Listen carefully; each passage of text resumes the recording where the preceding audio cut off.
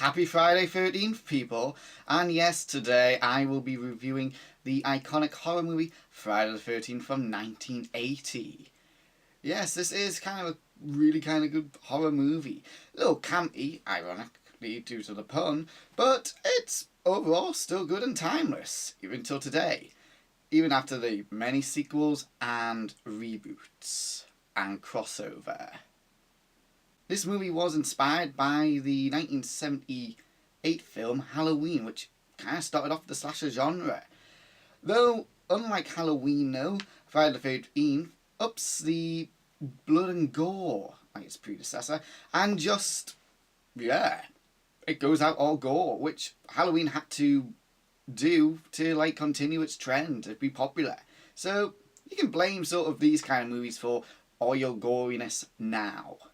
But overall, it's a good film. I've only basically seen it recently, and it's not too bad. Were you expecting me to give it 5 stars? 4 stars? It's good. It's good. It was a bit weird at times, meeting our leading lady who speaks to a dog and then gets killed 20 minutes into the film. That was kind of expected. I did not really expect that. Who kept on talking to a camera. I must admit, I was a little, I wouldn't say concerned. I was suspicious that why the woman she was responding to wasn't answering, and it was kind of yep, something's going to happen, either they're going to pull up and, oh, she's like a caretaker there, or, yep, you've just gotten in with a killer, which I would have been right both times, to be honest. So, yeah, the acting's not too bad.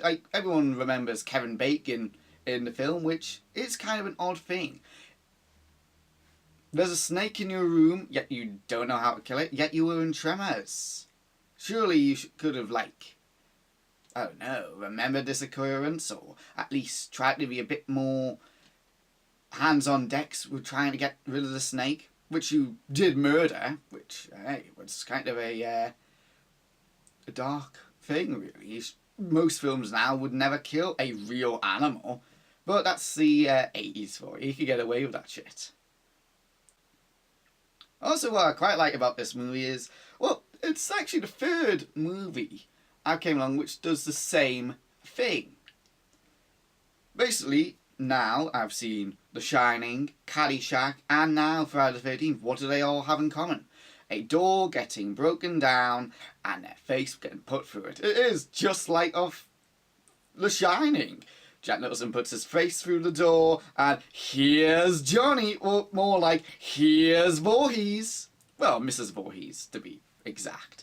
But it's kind of a funny little scene. She's hiding away in a cupboard, in a little storage cupboard, and you can just see the shadow of the murderer going back and forth, back and forth. It's a funny little scene. To be honest, if I was doing that, I would have put on this little soundtrack.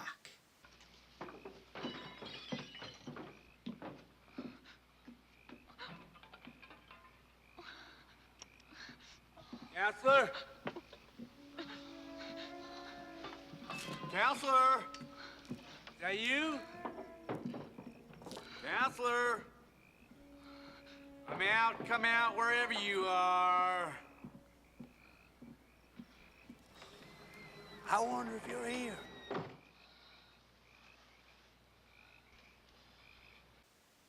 Yeah, it's just a little bit of comedy in the film. It is campy, ironically set in a camp, where people like to see someone acting strange, go and investigate. If you see someone weird or you don't know who they are in a camp, get friends, get backup. You don't go alone and go, hello, who's there?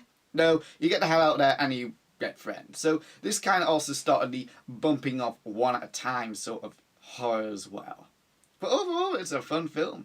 Ironically, you only get to see Jason just more or less once at the end of the film, which is a kind of a good little jump scare. I was kind of anticipating something was going to happen, but it was a nice little jump to have at the end where the boy jumps out the water and drags the girl, which turned out to be a bit of a dream sequence. Or was it? Or was it?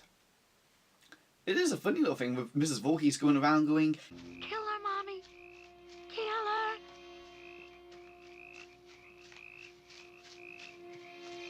let her get away, Mommy. Don't let her live. I won't, Jason. I won't. Oh, is Jason speaking through her, or is she just mentally insane? Maybe both. Hey, if someone were to lose a child, they kind of go a little nuts. So I'm reckoning we're both.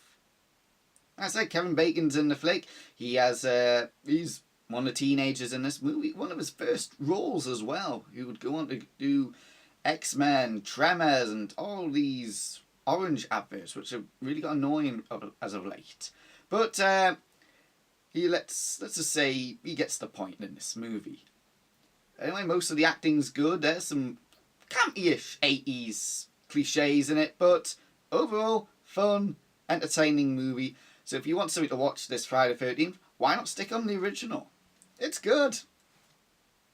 Unlike most horror movies today, where it's all jump scares and all, there's tension, there's suspense as the body count mounts up. So it's still there. It's still relevant to it. Much better than most of the horror movies that come out today. Also, it is kind of different to have a female serial killer as well, so that's a start. How many female serial killers are there? In movies, that is. Well, there was that woman in Scream 2. That's literally all I can really remember at this moment in time. But for Friday the 13th, why not watch the original classic, Friday the 13th? Anyway, I've been a Movie Maniac. Hope you enjoyed this video, and be safe.